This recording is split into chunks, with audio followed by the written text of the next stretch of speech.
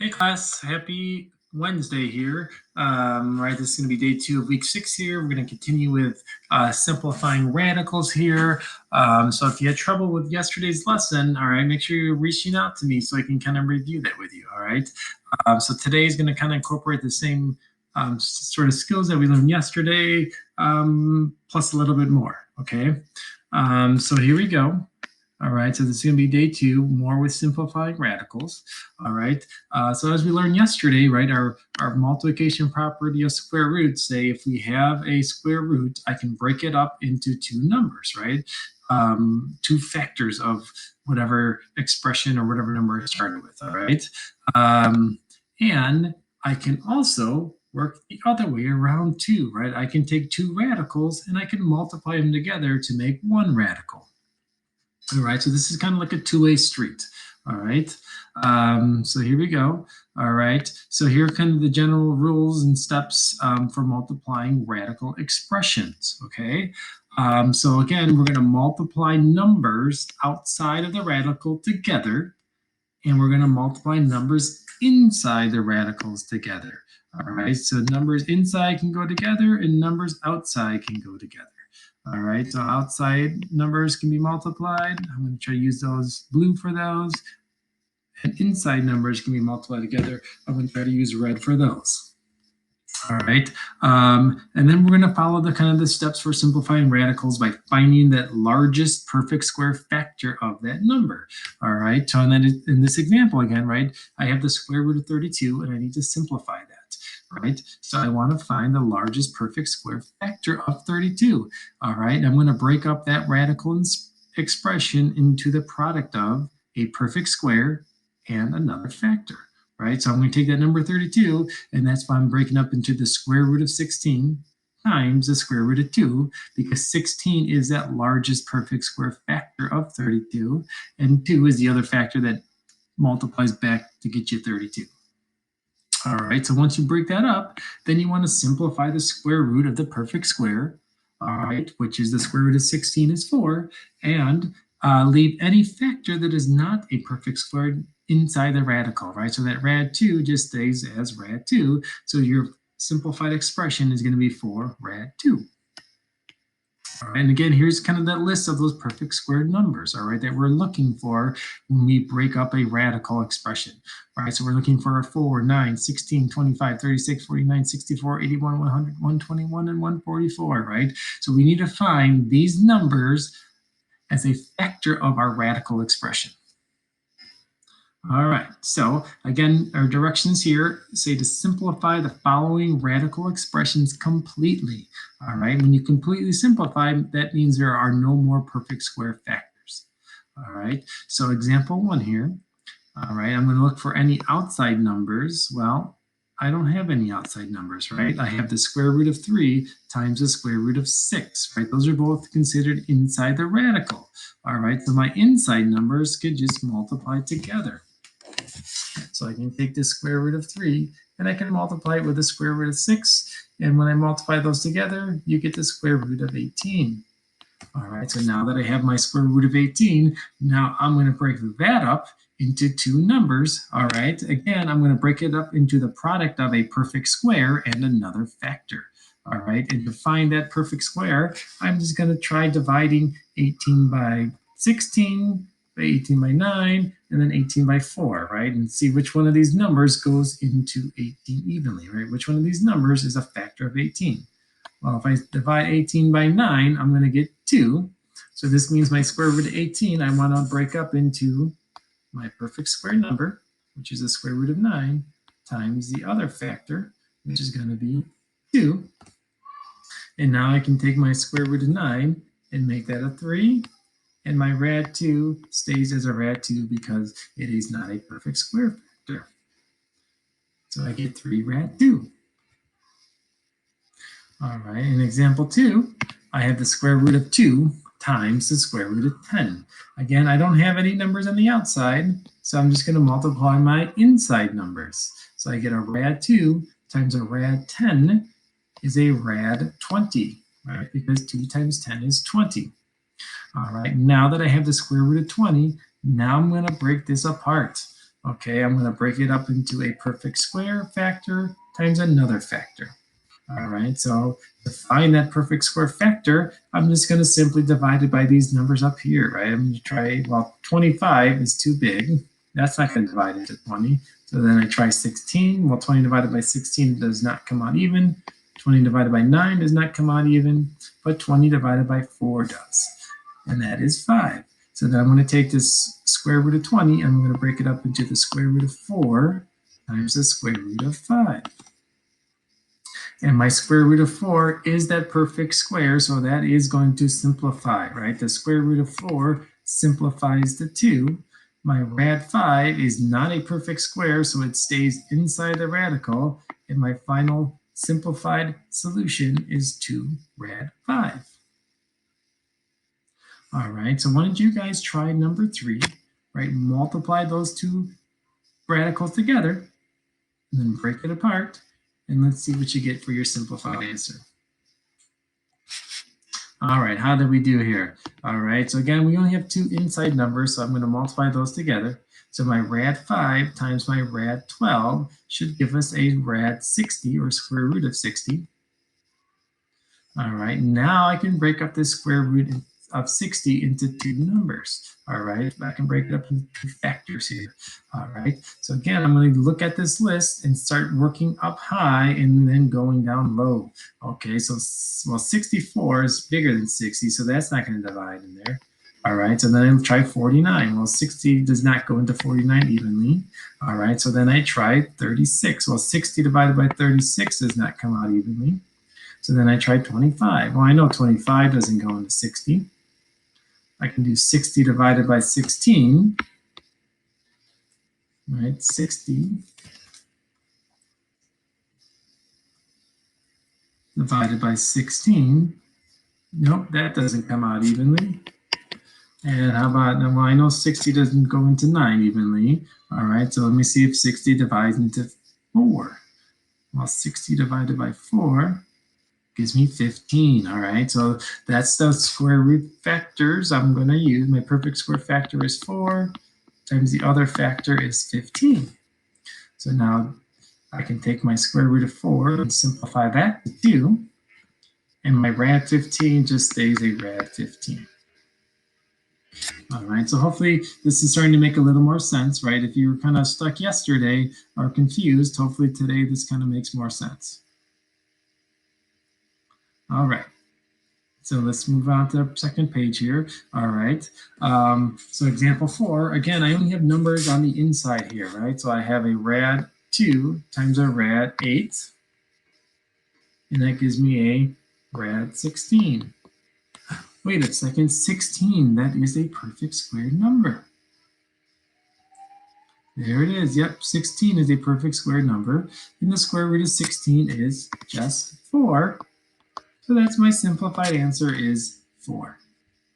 All right, so when two radicals multiply together and they turn out to be a perfect square, then I can just take the square root of that perfect square and I've simplified it. All right, number 5. All right, now we have the 3 square root of 3 times the square root of 8. All right, so now I have a number on the outside, which is 3, but no number here. So then my numbers on the outside stay on the outside. And now I can start multiplying my numbers on the inside, right? The square root of 3 times the square root of 8 is the square root of 24. All right, and just like yesterday's lesson, right? Any numbers on the outside stay on the outside and can be multiplied with only numbers on the outside. All right, so I'm just going to drop down this 3 for now. And now I have to break up this square root of 24, right? So again, to break it up, I just start dividing by my perfect square factors. All right, well, 24 divided by 16 is 1.5, so that's not even. 24 divided by 9 is, nope, that's not even. All right, so 24 divided by 4 is going to be 6. All right, so that means this rad 24, I'm going to break up into the square root of 4 times the square root of 6. All right, and like I said, the 3 is on the outside, it's being multiplied. All right, so now the square root of 4 is going to turn into a 2 because that is a perfect square. So now I have 3 times 2 times this rad 6, right? And again, rad 6 is just rad 6 because it is not a perfect square. So now I can just multiply again my numbers on the outside. 3 times 2 is 6. So now my simplified answer is 6 rad 6. All right, so the problems today are going to take you a little bit longer because you're doing that first initial step of multiplying your radicals together. All right, but then after that, it's going to be just like we did yesterday. All right, let's try number 6 together. All right, again, I have numbers on the outside, right? I see a 2 there, but no numbers out here, so that 2 just kind of stays out in front. And now my numbers on the inside, I have a rad 5 times a rad 10. Well, rad 5 times rad 10 is going to be rad 50. All right, so again, this 2 just kind of stays outside as 2 times, and now this rad 50 is what I'm going to break up, right? I have to find the largest perfect square that divides evenly into 50, all right, or that is a factor of 50, all right? So again, I'm going to start with the number 50, and then I'm going to look at my perfect square list here, all right, and I'm going to start dividing. Now, 49 is going to be too big, so maybe I can try 36, all right? So 50 divided by 36, well, that's not even. So that is not a factor. All right, so then my next number is 25. And that is a factor, right? Because 25 times 2 is 50.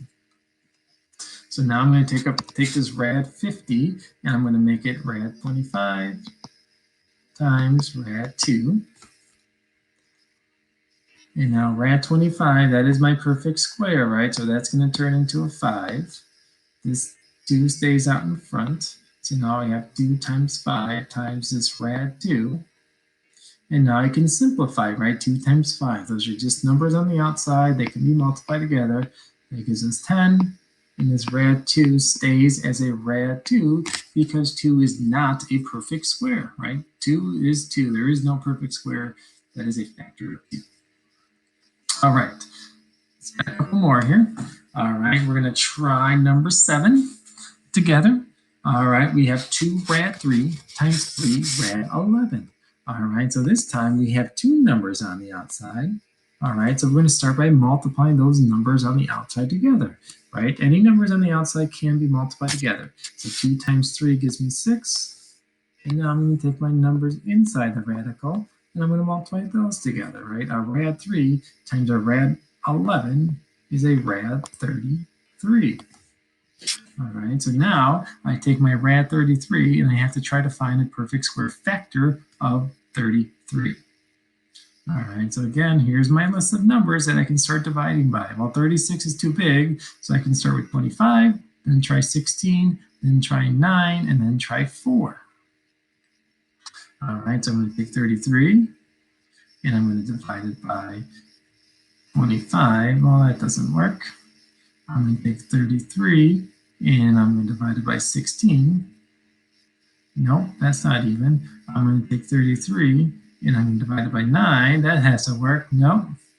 All right, I only have 1 left. So 33 divided by 4 is 8.25. No, so there are no perfect factors that is a factor of 33. All right, so then if that's the case, then I can't simplify the square root of 33, and that's all I can do for this problem. All right, so my simplified answer for number 7 here is just going to be 6 rad 33 because there is no perfect square factor of 33. All right, a couple more here. So here on number 8, we got 4 square root of 6 times 2 square root of 6. All right, so I have some numbers on the outside, right? So 4 times 2 gives me my 8. And I have some numbers on the inside, right? I have a square root of 6 times another square root of 6, which is going to be the square root of 36. Wait a second, that 36 sounds awfully familiar here.